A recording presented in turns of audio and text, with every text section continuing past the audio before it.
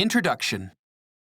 Today, the Walt Disney Company is a huge media conglomerate with a whole range of interests, taking in music labels, cable and network TV, publishing, merchandising, and a chain of theme parks in multiple countries. However, it remains best known for its animated films, both short segments and full-length features, and the array of popular characters that star in them.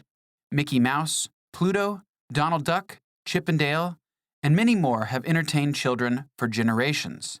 Hundreds of millions of people worldwide have enjoyed Disney movies like Snow White and the Seven Dwarfs, Bambi, and 101 Dalmatians.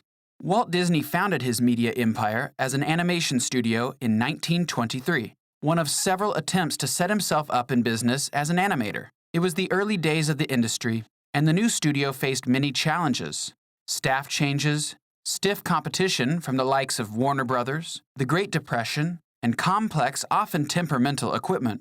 Over the next few years, many rivals went bankrupt, and there were times when Disney Studios looked like it might follow them down. But that didn't happen. Slowly, the company became one of the leading animation studios in the United States and then in the world. Then, by releasing the first full-length animated movie, Disney catapulted itself right to the top of the business, a place it held on to decade after decade. Disney Studios and the films it produced are intimately associated with one man, Walt Disney himself. But of course, there's a lot more to the story than that.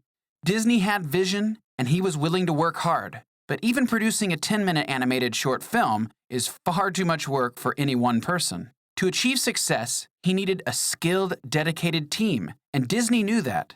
In the beginning, there were himself, his brother, and a few friends from his previous jobs. Soon, he was hiring dozens of artists, cameramen, and other specialists to work on his projects. By the early 1930s, the Disney Company had hundreds of employees, scores of them directly involved in animation. Among these, though, a small group stood out and went on to make a huge contribution to the golden years of Disney animation. Starting in 1927, but mostly between 1933 and the beginning of 1935, Disney hired 9 young men to work as animation artists. They came from various backgrounds and several different states.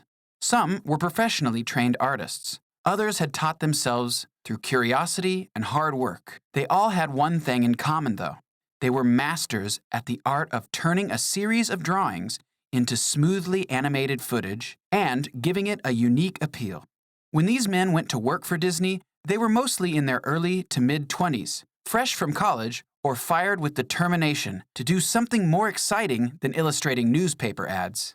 For the next 4 decades, they would dominate the studio's animation department, moving up to direct and produce films, and finally training new generations of young artists in how to produce the characteristic Disney look.